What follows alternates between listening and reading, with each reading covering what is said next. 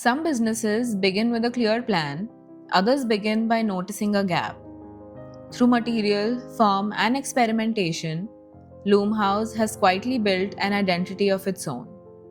A conversation on instinct, building a young brand, and creating something of your own. Welcome to another episode of Behind the Design, a space for those of us starting from scratch and figuring things out.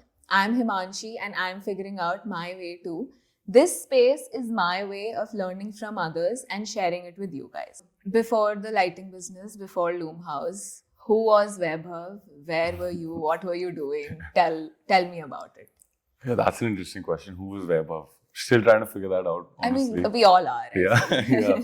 No, I did school in Delhi. Great time. Loved my school life. Was trying to figure out what I should be doing. My brother went to America to study, so I was like, that's a good idea. Kind of build myself there. Got into Drexel, which is where I ended up going. I studied marketing and international business. And yeah, it was a great time there. And I decided to move back right after college. Yeah. Although I had the best time there, I feel like it was time for me to move back. Yeah. And move on to better things. Yeah. So you can say. Yeah. So was lighting already a part of your life, like before you moved to America or like even back in Delhi?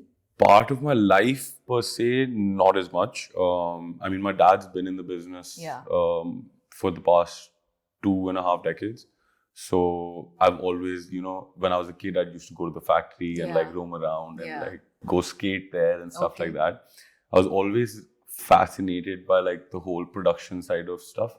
And it was always around me, but I was never really involved in it. So you can say in terms of me always admiring it. Yeah.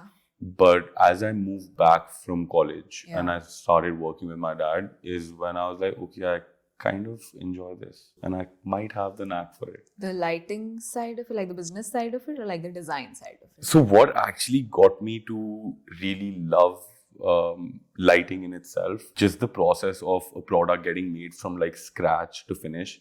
Like, so we spend about 2 weeks designing and curating.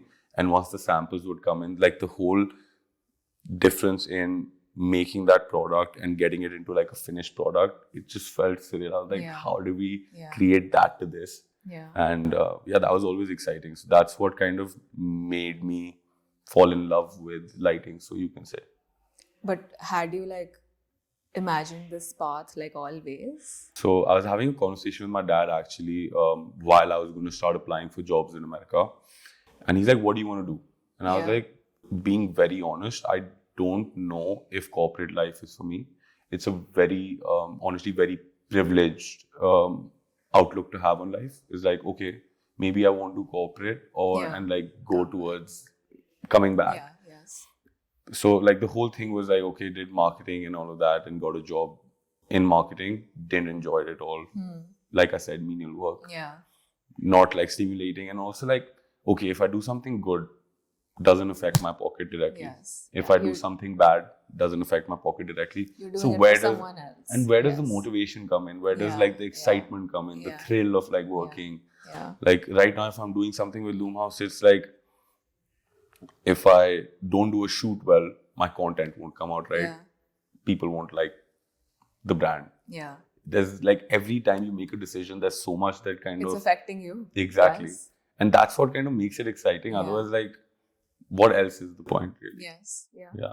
But so when did the urge of doing something of your own, of building something of your own, like, show up? I feel like the urge was always there of like doing something on my own and having my own business. Yeah. Just, I feel like LumeHaus almost fell into my lap.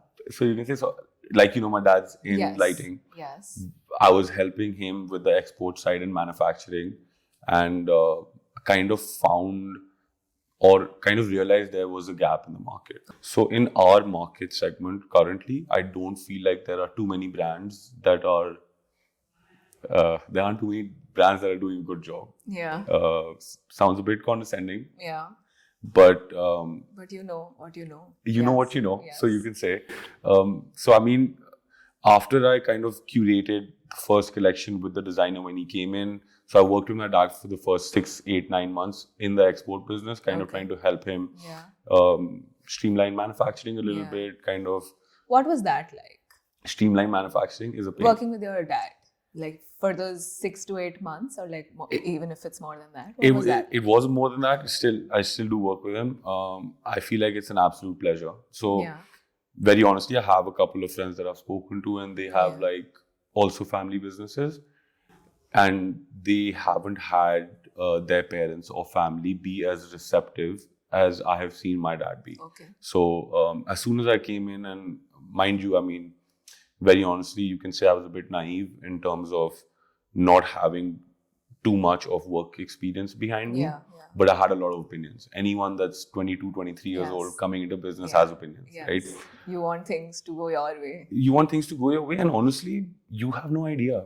And I Yeah, mean, but you I'm still want figuring them it to go out. your But way. Yes. exactly, Yeah. when you give ideas that are received well, and also give ideas that are not received well, I feel like that's the right balance. Yeah. It's like I have had friends that have family businesses who give a lot of valid input, but it's not taken. It's not. It's like, aapko kya pata? Like, what do you know? You're right? young.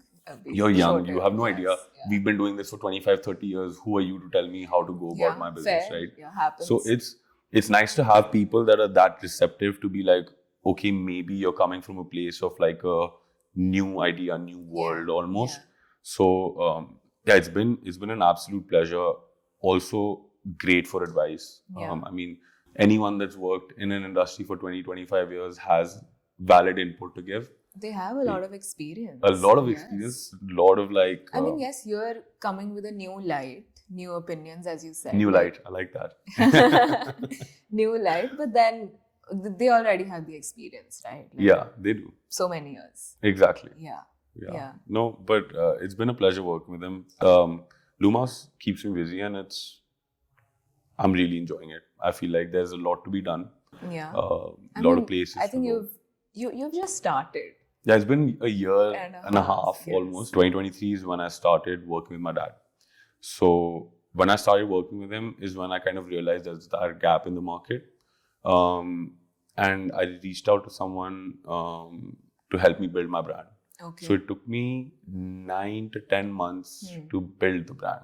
Like every product has a story, every product has reason, and every product kind of plays with materiality in a sense where, so we as a brand love to play with textures. So when it comes to the designing process, Mm-hmm. like how involved are you with the design process? Like the design process of all of it? Honestly, not so much. Yeah.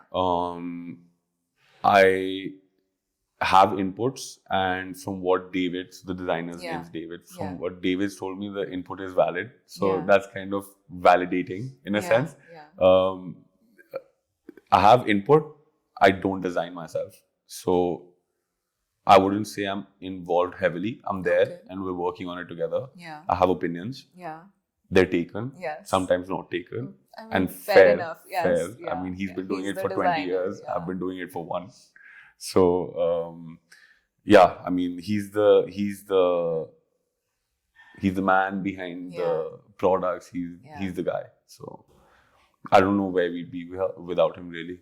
Yeah. Yeah. He's also the designer that worked with you. That Yeah, is working same with designer. your Yeah, dad, we isn't work it? together. I mean, So would you say LumeHaus is more like a parallel to your family business, or it's more like an extension? it's an extension. Yeah. Till now, it's been a parallel because we've kind of curated collections from what we're designing already. Okay. So we design about 300, 350 products a year. Okay. Every product's obviously different. Design 300 different products. Yeah. Yes. There are some, like your 100 products. Yeah. So, I mean, 300 products every year. We have a catalog of about 5,000 products already, Yes. right? Yeah. So I picked about 100 products Yeah. that fit my mood for LumeHaus. Okay. Okay. Like that. Okay. Right? Yes. So, but now when we develop products in the past year, and all these products that we're launching now are Yeah. designed last year, Yeah. they're designed with purpose For LumeHaus. for LumeHaus. Yeah. So, I mean, it's It's been interesting to develop products, especially for LumeHaus. Have there been some constraints, like, like when you began, when the idea was incepted, like when you started LumeHaus? Constraints in what sense? As in, be it like financial, be it like in terms of people, material, resources. There were constraints. So my dad and his partner, I had a pitch. I was like, okay, listen. Oh, you pitched? Yeah, I pitched. I was like, okay, this is the amount of money I need for the first year to kind of start off. Then the next 3 years, so you went with a B plan and everything? Yes. Yeah. And I was like, the next 3 years, I need this much money. Yeah. And do not ask me for profits for the next 3 years, because any money I make, I'm putting back in the business. They were pretty okay with it. I wasn't expecting such an easy response. Like I said, they're easy people. Yeah. They listen. Yeah. So they were like, okay, we'll give you 3 years. But then after 3 years, you have to kind of show us something for what you're doing. Fortunately, the first year worked off well. I mean, we started off in December with Design Milestone, which was our first exhibition. Okay. Also, I mean, we're an e-commerce brand. We don't have a retail space. Yes. I feel like it's not so smart to do as a brand owner who's starting off a brand. So we started off as an e-commerce brand. Yes. And my take on that was, I mean, we have to do exhibitions. So we are placing ourselves, and we are a premium lighting brand. To place yourself as a premium lighting brand, you have to do exhibitions. You have to be seen in the right places. To put yourself out there, to put your brand out there. Exactly. And I mean, honestly, most of the business that's done in our industry is done through architects and interior designers. Yes. 100%. The way to connect with them is through exhibitions. I mean, I cannot emphasize on that enough, because I'm like, if I give an architect or an interior designer a call today and I'm like, hi, I'm Vaibhav from LumeHaus, we do lighting, would love to work with you, they will not give you the time of day. They will, and fair to them. I mean, they're doing their projects, they have their partners that they already work with, they have their mood. They don't have the time to go through your portfolio or your catalog and be like, okay. Or onboard new vendors. Exactly, right? I mean, it's a they already pain. have their people. Exactly. Yes. So exhibitions help with them kind of walking into your stall, looking at your products. If they like your products, they'll give you a card. Yeah. That card and that conversation is enough, right? Once they've seen you, and once they've seen you multiple times, then they'll remember you. And I feel like, so one thing, Aditya, the guy who owns the agency, Versatile, we spoke about this extensively, is that for the first year, 2 years, the main thing we're going to be focusing on is brand awareness and brand recognition. Yeah. Sales will come, and that's not, fortunately they have come. Yeah.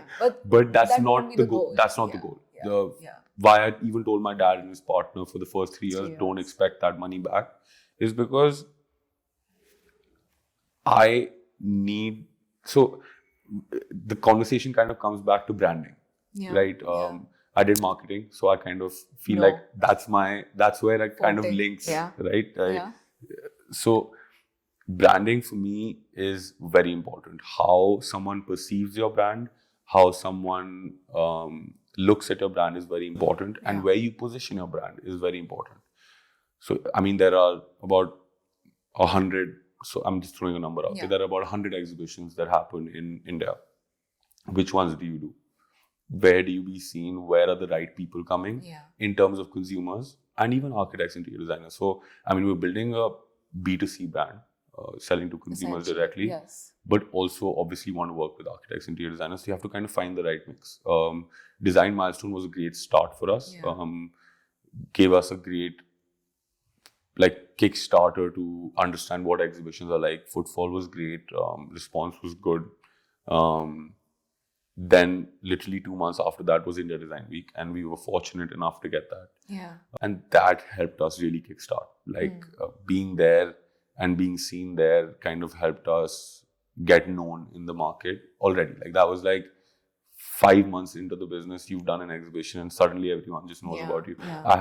And it's fairly early, right? Fairly early. To do exhibitions just when you're 5 years 5 5 months. months Yes. in. Yeah, I mean, so very interestingly, I mean, we launched LumeHaus and I was all about like, oh, design in Europe, crafted in India. So I wanted to give this whole European feel. And why we actually started LumeHaus. So when COVID came into being, I mean, those 2-3 years were a pain for everybody. Yes. But after that, everyone just started becoming very house proud. Everyone lived in their homes for so long and stuck in their homes. Everyone started redoing their homes. People invested in new homes, building, like renovating. And one thing I realized was people are actually kind of shifting towards. So Indian classical products and Indian classical themes, people are kind of moving away from. Everyone's going towards your minimalism. It's not like 100% there, but I was like, people are kind of moving towards that trend. Okay. So get there sooner rather than later. Like I'm maybe 2 years too early in terms of trend. Okay. But I rather be there and be setting the trend in terms of minimalistic lighting than come into the market when the trend's already been set. Yeah. So, I mean, when I was doing this whole design in Europe, crafted in India, the whole website seemed very European, very... But one thing I realized was, where's the soul behind the products? So, like, a mistake, so you can say, I made it too clean. It was the almost... The website, the Instagram. The branding. Okay. Yeah. Like, if you see the first 4 months of our uploads on Instagram, it's very, like,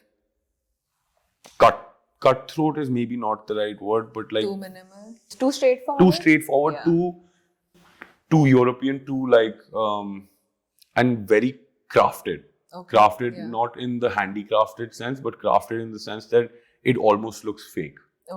And I'm staged. Staged is the right word. So I worked with this photographer after that to document what the artisans do in the background, because like I went with David. That's the soul. That's the soul. So like I said, I go with David and my dad and his partner to these cities for 3 days. And I mean, I saw the soul. I saw the workers putting in the hard work and where the product comes from, like from start to finish. To, like I said, what made me fall in love with lighting was designing those products from scratch and getting the finished product. So which is when I realized, like, probably consumers would also love to see where the product comes from. Made, Was there ever a moment where you felt, you know, like when you started, that, okay, like LumeHaus, this might actually work, you know? When I felt it might actually work was the first exhibition. Okay. There were actually, I would say there were 2 times. First was when we built the website and the brand. So when we did the whole brand strategy, brand identity document, all of that, it felt right. I was like, this is exactly what I would have created if I were to make it myself. So I was like, okay, this is great. This works. I was always confident in the product because, I mean, we've sold it all across the world. So why wouldn't it work here? There was, like I said, there was a doubt because I feel like we're a little bit ahead of trend in the sense of like, maybe the products don't fit in people's houses right now. But there are, like I said, there are people that are making minimalistic houses and you kind of find your niche and you cater to your niche, right? But when I built the brand before launching, I felt like this feels right. But it's always, you know, it feels right because you've done it for the past 9-10 months, so you kind of have to believe in it. But Kolkata, Design Milestone, doing the exhibition for 4 days there, meeting about, and I had inquiries about 600 people. Wow. So getting good feedback from 600 customers and architects and interiors, great validation. I was like, okay. And like there were people that were like, we haven't seen product like this in the market. Pricing is really good. And I mean, quality is good and mood is good. I was like, thank you. I mean, it's been, that's what was like, okay, this definitely could work. So we know that you've completed more than a year, like 1.5 years. And I'm sure there must have been a phase, or, you know, you still must have phases that were like chaotic, right? Like people from the outside, I think everything looks happy and jolly, right? But you know what's on the inside, like the struggles and, you know, whatever challenges you faced. Correct. Has there been something, or like would you have wanted that someone would have warned you about something that happened like before, like initially? Um, Interesting. There have been mistakes, so you can say that I have made. Yeah. One glaring one where I feel like it was a foresight on my part. I should have thought of it. Okay. So, the mistake I made was we didn't have GST included in pricing. Okay. As simple as that. Okay. So products on our website, for example, are 10,000 rupees. Yeah. When you go check out, it becomes adds. 11,800. Now, shipping is included. Yeah. Yeah. I didn't want, because like as soon as a customer sees shipping's also not Yeah, included, yes. I didn't want to give the perception of like cheap And I brand. feel the price is such that you won't mind. No, and including honestly, I did the pricing Yeah. in a way where I was Well, like, okay, let including me the shipping. include Yeah, the shipping yeah, and the pricing, and then kind of. Yeah. So there was a reason behind me not including GST. Yeah. The way I was trying to position myself initially, which is also another mistake, Okay. I was trying to be perceived as too reasonable, Okay. as in terms of pricing. Yeah, I don't think I want that for the brand now. And I don't think it was a smart decision to not increase the pricing by 20% and have GST. I'll tell you why. So, and we faced this more so in October, November, December of last year. Okay. So like I said, we focused a lot on like brand awareness and recognition In a the sense. beginning, So we weren't doing a lot of marketing in terms of sales. Okay. And we only started doing that late of last year. Okay. When we did that, we had a lot of people go on to like checkouts, add to cart, checkouts, abandoned. You must have seen that. And I was like, I've had 150 people Yeah. create cards, But go they- to checkout, put in their information, and still cancel the card. Yeah. I was like, why would that happen? Yeah. Like, Yeah. you've seen the pricing and you've added it to the cart, so you're okay with the pricing. You've decided that you want it. Why would you not proceed to checkout? Right? So that I feel like was a glaring mistake that I made, and now we fixed it. Now you've the added pricing is inclusive of GST. GST. And I feel like that was one of the biggest mistakes I made with LumeHaus. And fixed it now. So all good. All good. All good for now. Something that is like, you look back, it wasn't funny back then. Yeah. Like it was overwhelming. It was too much back then, but now it's funny. I actually have like a couple of examples and stories to give. I mean, the one thing that I absolutely do not like is making a booth for an exhibition. Okay. Yeah. Yeah. It is the toughest thing to do because labor wants 5 breaks a day. And I mean, I'm a bit of a perfectionist. So like having cracks in the wall, or like if you have a shelf and the shelf has a chip and you can see there's a lot that can go wrong with the booth, and it always does somehow. And it's part of the process. It does work out in the end, as much as you hate it. And the first time like design milestone when I did, I mean, it was horror. Like I would call my dad and be like, I don't know what the hell is going on. The labor is not here. They told me this would be done by now. It's not done, and I don't know if it'll get done. And it was like a lot. And now I look back, it is like, Ho gaya. Yeah, ho gaya. And it worked out well. I mean, no one could say that there was anything wrong with the booth. It's just that when you want it to turn out a certain way, you see it coming out not the same way as you'd imagined. It kind of messes with you, is the right word to say. Studio Miso did a great job in Hyderabad for me at Design Democracy. So I'm working with them again now, and I feel like I've tackled that situation where I don't think I'll have any labor issues ever with shoots. So I'm not a person that gets very anxious or stressed usually in life. Not an anxious person, so you can say.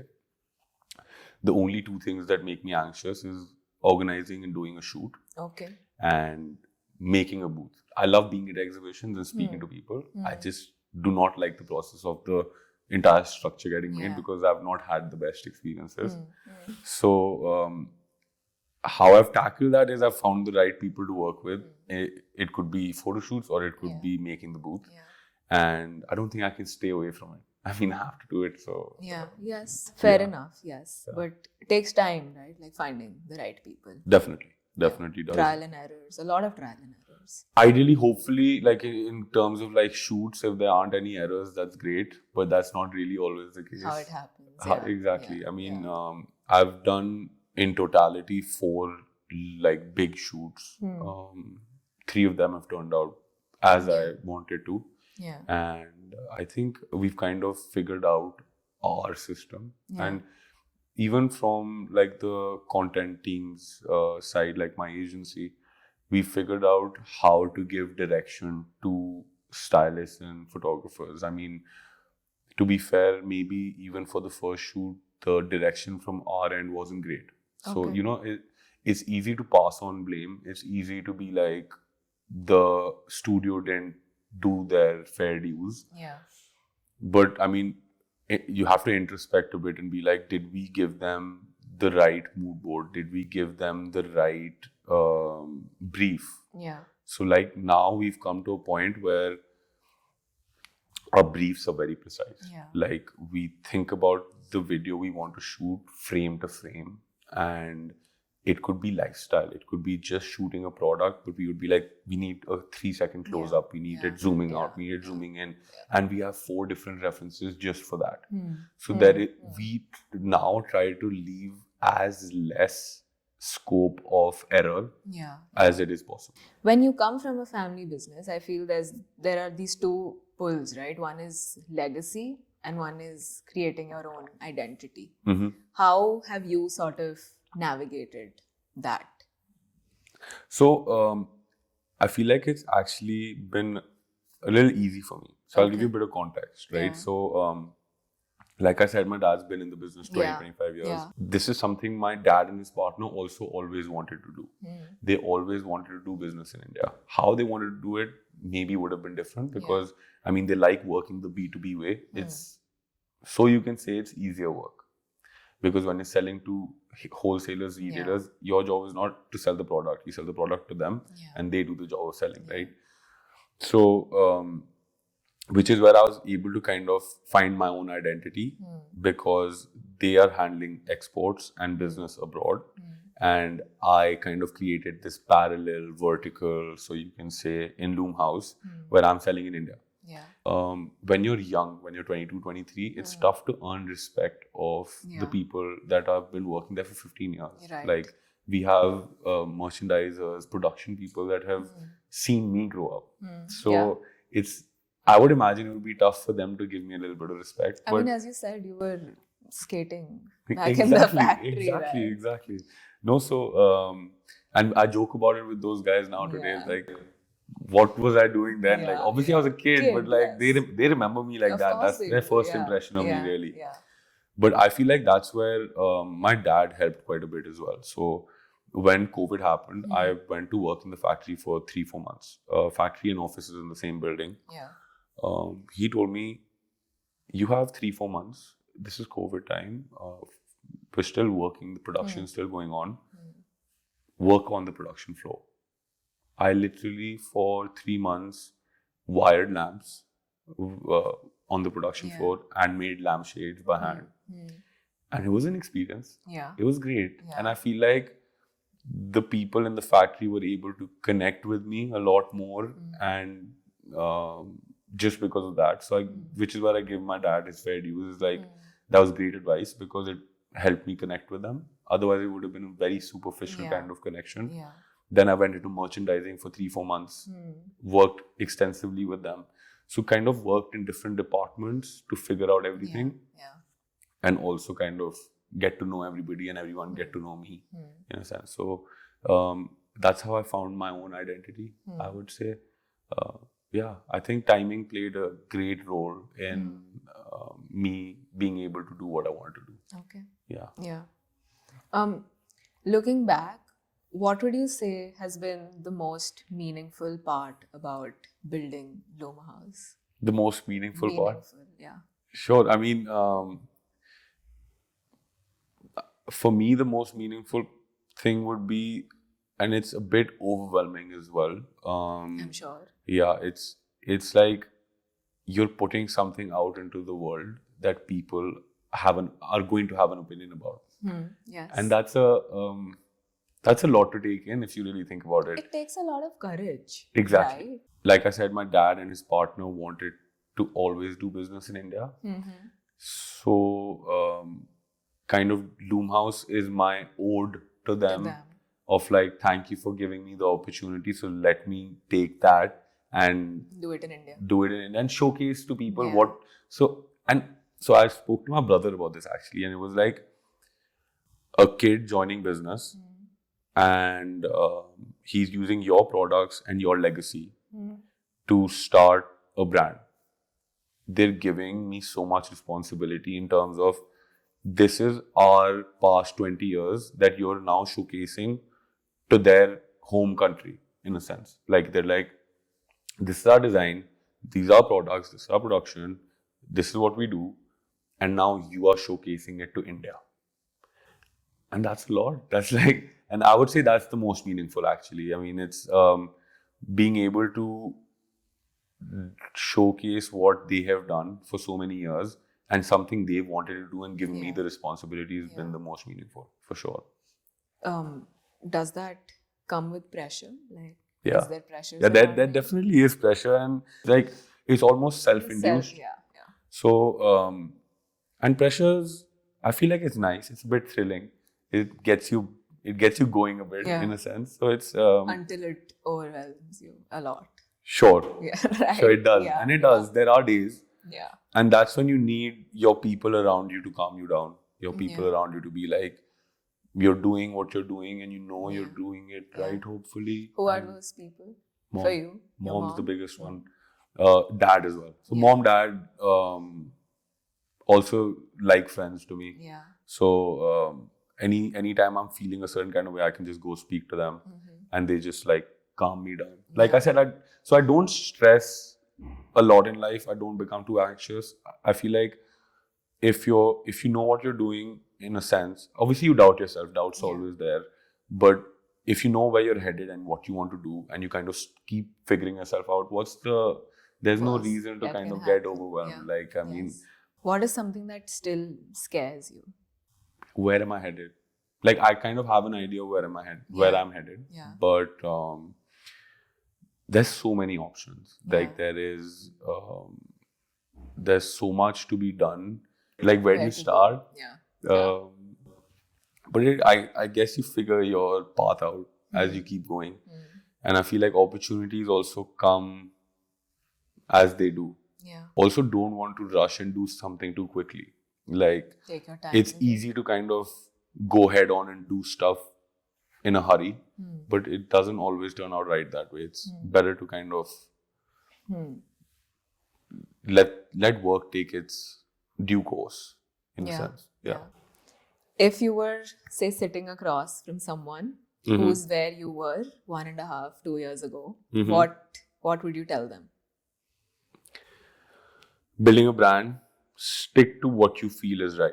Stick to your gut feeling. Stick to your gut feeling, because your gut feeling is what you want to convey to the public, in a sense. To the consumers. To the consumers. So, stick to your gut feeling and curate something that feels right to you, and then kind of convey it to the consumers, in a sense. We're good? Yes. I mean, wow. had a